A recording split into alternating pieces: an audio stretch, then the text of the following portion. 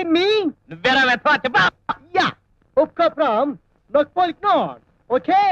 Chur ruchul taste bad. That's all. Telugu English కలిపి చెప్తావేంట్రా వెతవా.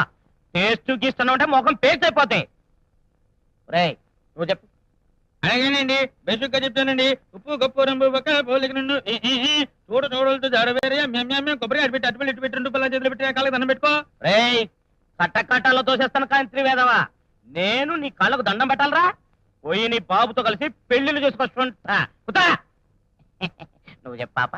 ఉప్పు cup రంబు ఒక్క పోలిక నుండు చూడ చూడ రుచుల జాడ వేరు.